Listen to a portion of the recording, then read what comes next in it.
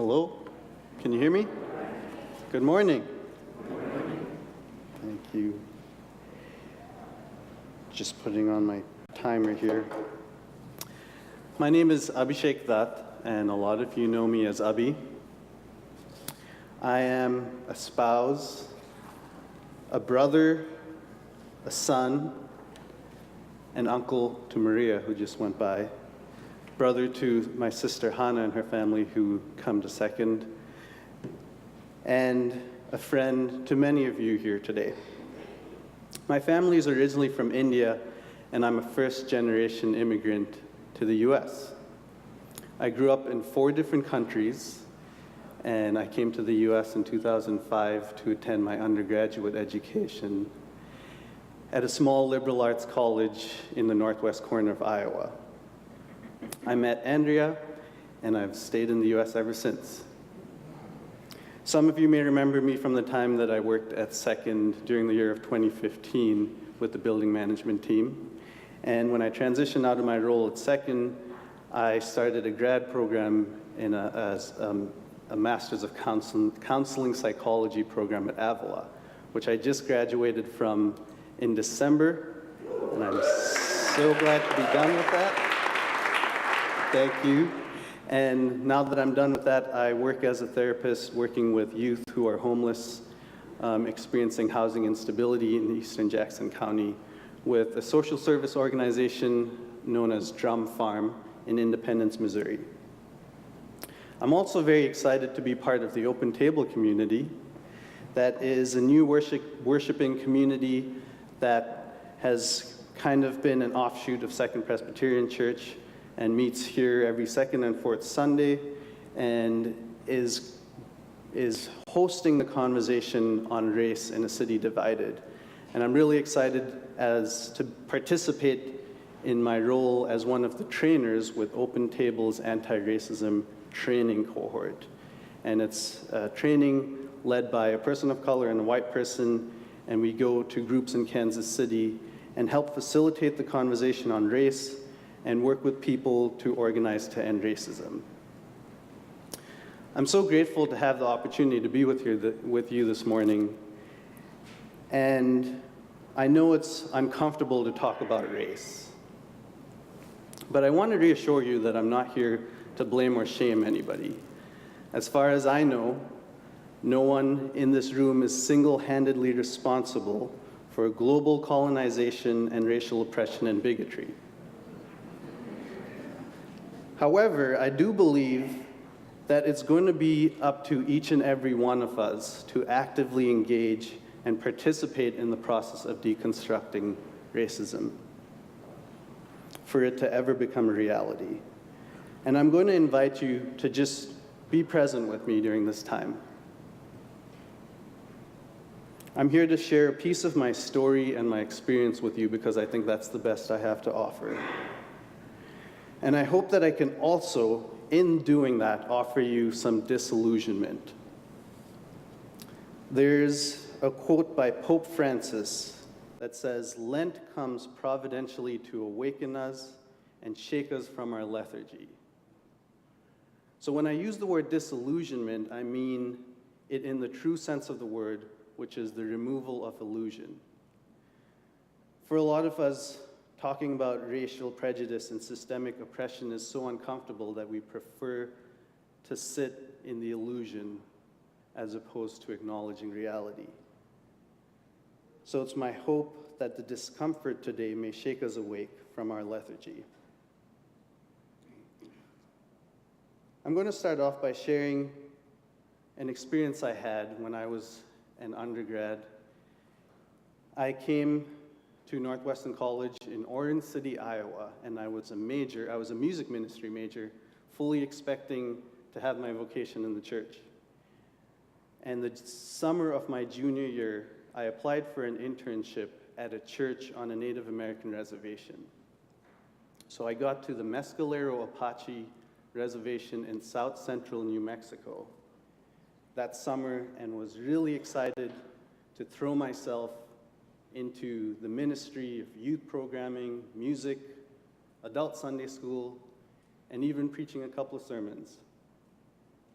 I also really enjoyed getting to meet the community and the congregation. And I think they were kind of intrigued by me. They would refer to me as the Indian with a dot. So I heard about their struggles and their intense experience of poverty, alcoholism, health issues, and then a bout of teenage suicide. The summer that I got to the reservation, I think there'd been 13 suicides of high schoolers. And as I read about their history, their experience started to make sense. And I think Paul mentioned some of this in his sermon last week. The genocide, the seizing of lands, the cultural genocide of taking children away from their families and separating them in boarding schools so that they forgot their language and their culture. And then finally, with this particular tribe, they were torn apart and displaced to different parts of the country in internment camps, in Oklahoma and Florida. And then finally, when the reservation was plotted out for them, they were shipped back to the reservation. And then the Mescalero Apache tribe invited other tribes to live with them. So here were tribes all pushed onto this reservation land living together. So a few weeks into my time in Mescalero, I started to feel this heaviness of their struggle. And I sat for long hours experiencing this depression where I stared out the windows, looking at the hillsides of the Sacramento Mountains, wondering how a loving God could allow this to happen to a group of people. And also wondering how I could go to youth group and tell 15-year-old Don about God when Don had walked home from school one day and found his 13-year-old brother hanging in his closet. I talked to the pastor about what I was experiencing, and the pastor said, I wonder if it's you as a person of color who's lived in different countries and experienced different cultures are having a different experience from most of the other white student interns who come to the reservation. That somehow you've been able to jump this cultural divide a lot faster and started to experience the pain and suffering of this tribe. And so I think he was on the right track, because I began to wonder if somehow the despair and hopelessness had triggered some generational oppression wound that I had and that was stored in my DNA. So I truly became a lost Indian amidst a tribe of forgotten, struggling Indians, and began to ask myself, what was I doing here? And I've had an existential crisis ever since. It forced me to go back and understand more about where I'd come from and explore my identity as an Indian, as a Christian Indian, and as a Christian Indian living in the USA. So I want to give a little bit of history, of our history as Christians.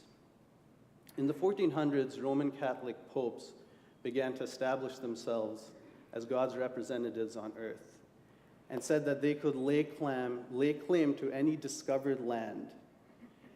And I just want to throw up a quote from a different pope, Pope Nicholas V, who wrote a letter in 1455 to the King of Portugal, allowing the King of Portugal free and ample faculty to invade, search out, capture, vanquish, and subdue all Saracens and pagans whatsoever and other enemies of Christ wheresoever placed, blah, blah, blah, and reduce their persons to perpetual slavery and to apply and appropriate to himself his successors and all their land. So last week, Paul talked about truth-telling, and I think this is one aspect of truth-telling, to remember that this is where we come from, and this was a pope, the leader of the Western Church. These words also hit me in a different way after this Friday, after hearing about the attacks on the mosques in New Zealand.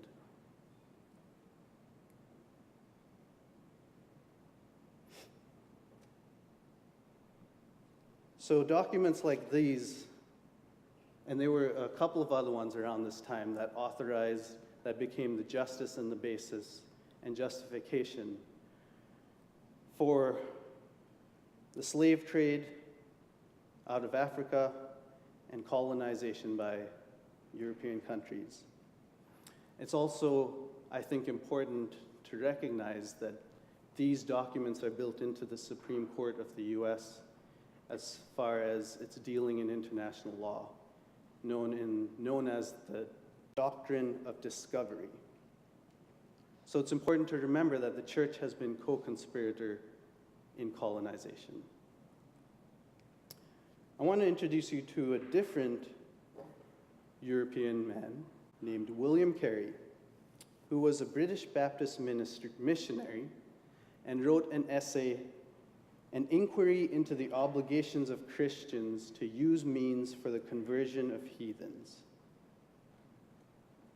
You can hear the colonial language of subdue and convert just in the title of that essay. So William Carey is known as the father of modern missions because of the work he did in bringing Christianity to India. And as far as my family's oral history goes, aka stories my grandmother told me, it was William Carey's work that brought Christianity to my family. You can see in the map, William Carey established his base in the northeast area of current-day West Bengal and Bangladesh, and founded a university in Serampore, which is the first Western university in India.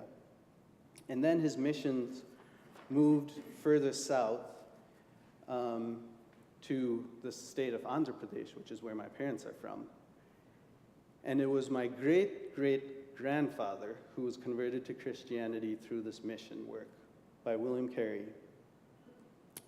And then my great-grandfather, Chetty Bandamurthy, became the principal of the seminary that was established at that mission in Andhra Pradesh. And he also went on to write Christian hymns, which are sung today in the Church of Andhra Pradesh in my mother tongue, which is called Telugu.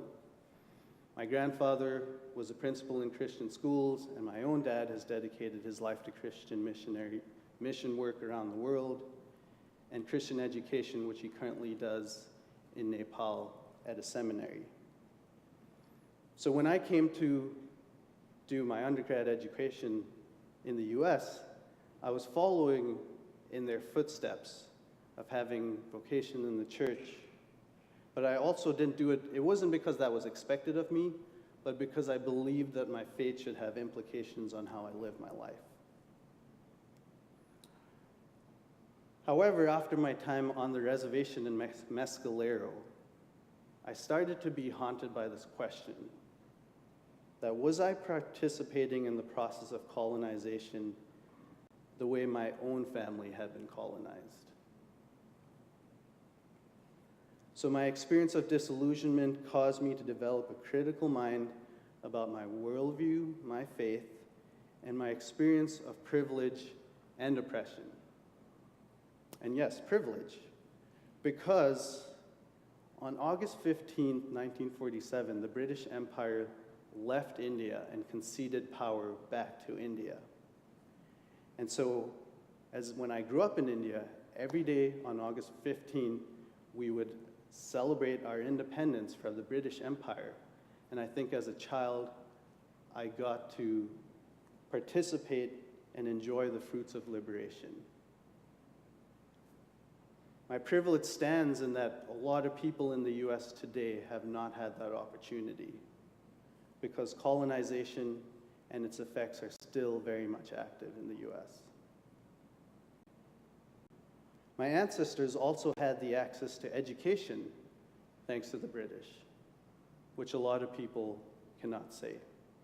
In fact, William Carey was the first person to start educating women in India.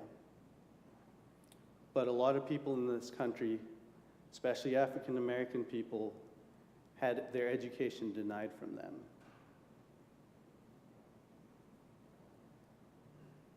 I also have the privilege of knowing my roots because my family wasn't displaced or taken away from their homeland against their will. And also, as a recent immigrant and Asian American, I'm spared the prejudice that a lot of people of color experience. I might experience stereotyping or ignorance, but not the hate and bigotry that especially African American people experience, not because other people of color don't experience oppression, but because Latino people are often invisible or deported, and Native American people, indigenous people, are easily forgotten because they're pushed off onto those little reservations where we don't have to see what they're dealing with. So in my process of confronting my faith and its intersection with privilege and oppression, I am grateful, and I think it's only by grace, that I didn't walk away from Jesus and the church, because I believe strongly that somehow Jesus has a lot to say about this. And also, the church has been very effective at silencing what Jesus had to say. And I'm going to go over that 3 ways in which we've colonized Christ, in which the church has colonized Christ. And I'm going to try to do it really quickly. It gets a little bit theological and heady, but I'm going to try to go through it. So it's in these 3 concentric circles, and the first way in which the church has colonized Christ is by focusing on the cross and the vertical. So you can see in the next slide that the vertical of the cross shows us that image of the sword representing the cross in the Crusades and being a tool to divide and conquer, which is, rule number 1 from the colonial playbook, divide and conquer. So by focusing on the vertical, we've made it about a God up here who has rules and us down here. And if we stay within this vertical alignment, we go up to heaven. And I think the irony of that is that Jesus was constantly working on the horizontal and constantly bridging cultural divides. As a Jewish peasant in Roman-occupied Judea, Jesus lived within a society that was bound by a rigid caste system, purity codes, and hierarchy. And Jesus was constantly working on that horizontal. To me, the horizontal is a plate. It's the symbol of a plate and sitting down to eat with other people, which is what Jesus was always doing. And I wonder if that's, our original sin and total depravity of human beings' ability to take something so beautiful like a dinner plate and turn it on its head into a sword and use it towards our personal gain. The next ring is penal substitution, or the myth of redemptive violence. And when we believe that God required the suffering of Jesus to liberate humanity, it becomes really easy for us to justify others' suffering, the suffering of other people, as necessary collateral damage in our own protection and prosperity. So I think this has been a troublesome one for the church. And I think we need to see Jesus' suffering not as a suffering for, but a suffering with. And when we see that as a suffering with, it causes 2 distinct shifts. The first one, sufferings is not a means to an end, but a process of our transformation. When we do that, we're free to acknowledge that human experience is rooted in suffering, and that only by embracing our own suffering can we understand the suffering of others. The second shift is that when we are suffering with, we learn in our bones that our own suffering is deeply interconnected with everyone else's suffering in the world. I think a piece of colonization and Western individualization has made it easy for us to believe that we are masters of our own destiny and we can make it all on our own. And so we don't talk enough about how our suffering is interconnected. In the Pedagogy of the Oppressed, Paulo Freire mentions about how our suffering, or how the oppressed and the oppressor have both been dehumanized. And I don't think we're talking enough about how the oppression by people from European countries has been experienced as suffering for people of color and European people as well. And so I'm going to go over a few examples of how that suffering is interconnected. The first one is by mass shooting and murder by white men. There is a certain amount of dehumanization that needs to take place for someone to go out and be willing to kill people. And that's something I cannot comprehend. But I think that is a clear example of the dehumanization that is experienced by the oppressor.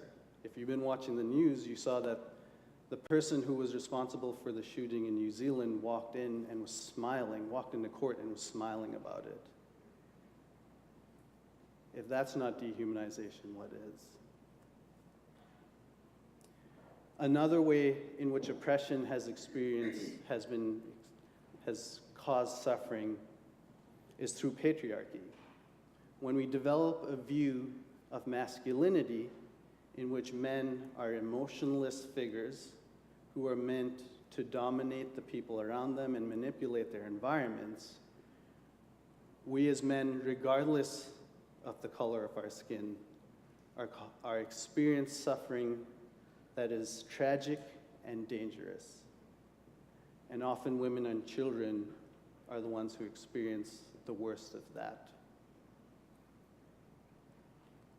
Finally, depression and its presentation in the Western world. There's a lot of research in the mental health arena of how depression is a result of our deep interconnectedness with ourselves and with each other. And there was a research study that was done that drew a correlation between the sizes of our homes and the increase in depression in the West. And as the square footage area available to each person increased, so did the rates of depression. And there's also fear. I believe that fear is another way that suffering and oppression has affected people of Western origin.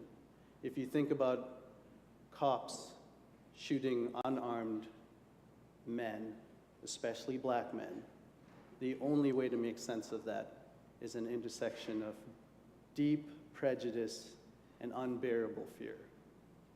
Or another example for fear and anxiety for me comes through insurance. The US spends the most on property insurance and liability than any other country in the world, including China, which is the most populated country in the world. So when you own more, there's more to be afraid of. And we believe that money can protect us.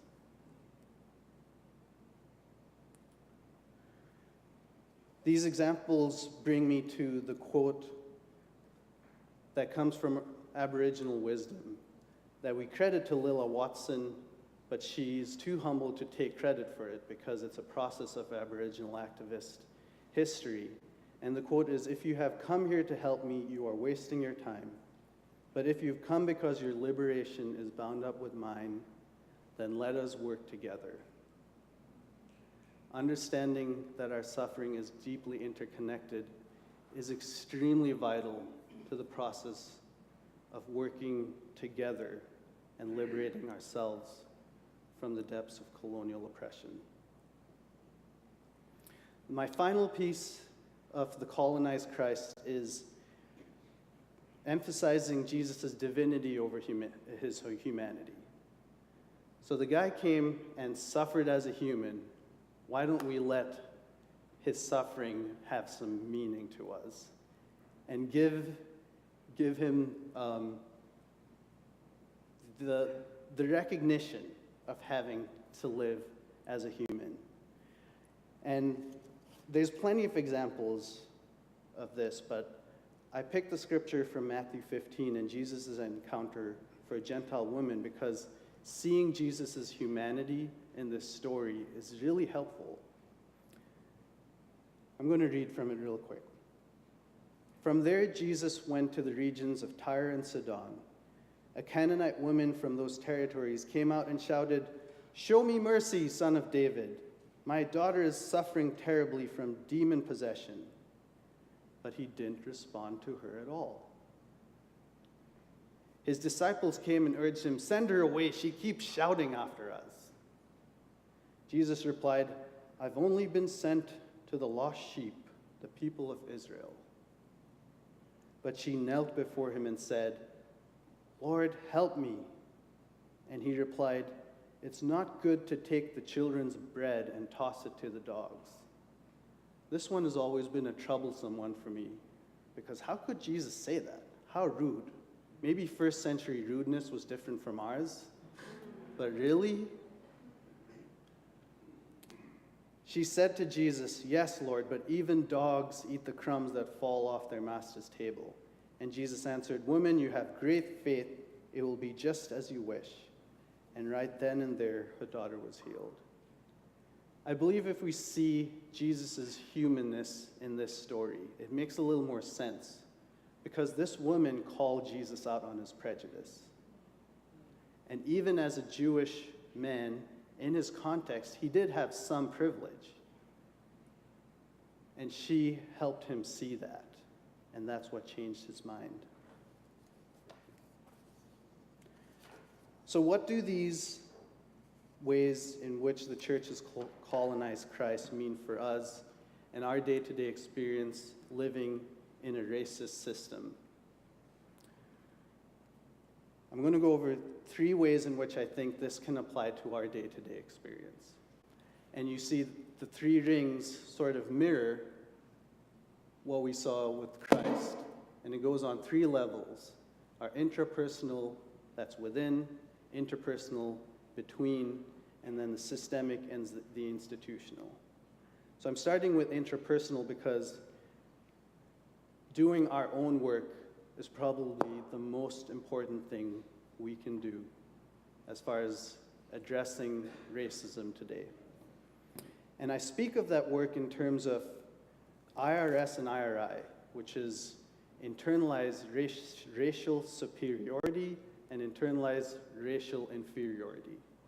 So in circles that are doing work on race, we talk about how being white and having that privilege gives us a certain worldview, and being people of color and having experienced oppression gives us a certain worldview. And we need to do work as white people and people of color to address that.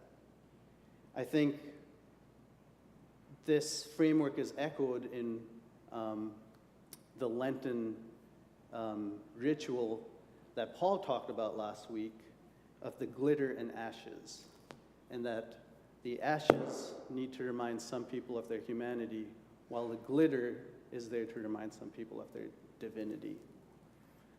So with IRS and IRI work, I don't want to go into it in too detail, but I've included some resources in your bulletin so that you can go home and reflect on these in your own time.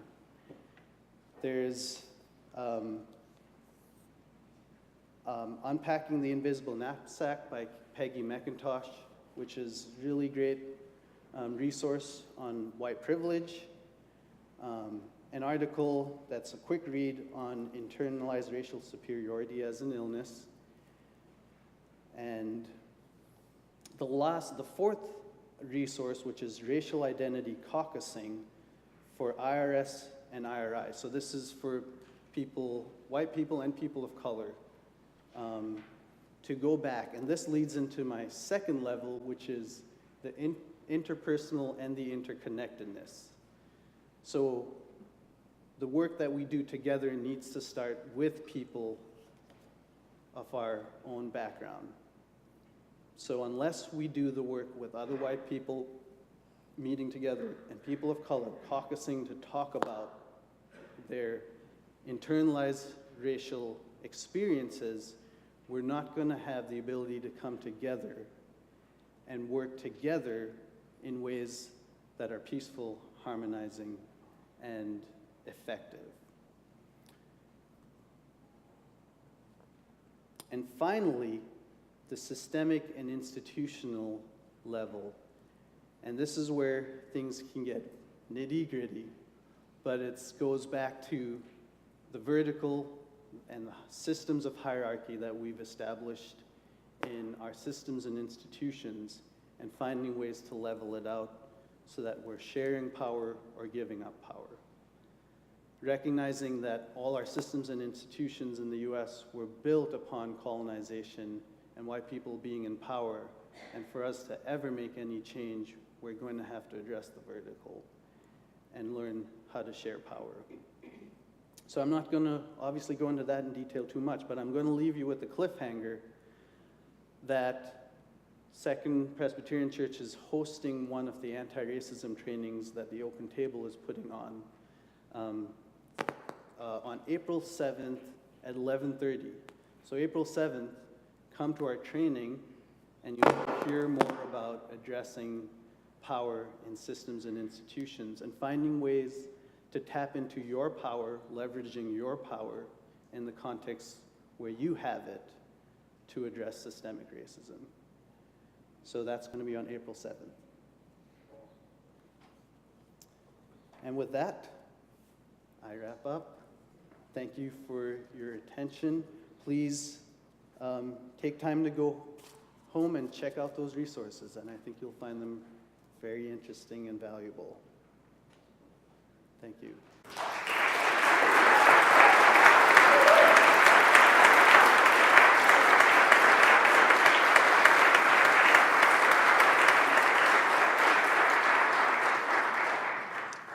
Thank you, Abhi, for sharing with us today. We're going to now enter into a time of reflection, and the hymn that's printed in your bulletin is not the hymn we'll be singing. It's actually one that Abhi chose. It's a hymn that's going to be familiar to perhaps many of you, it may be new to some of you, but the words have been pretty significantly changed. During this time of reflection, I invite you to read along or to sing along, but no matter what you do, as you see these words and these lyrics come up on the screen, what I'd invite you to do is to reflect on what's going on inside of you. So some of the words that will come up is, what does it mean to love people who are gay and lesbian? What does it matter to love people who are part of the Black Lives Movement? What does it mean to love people who are of different gender identities? You do not need to sing along, but I invite you just to, without judgment, say, what does this feel like for me? Where are there places of resistance? Where are there places of hope? Where do I struggle? And just to leave it there. Let us now enter into this time of reflection, prayer, and song.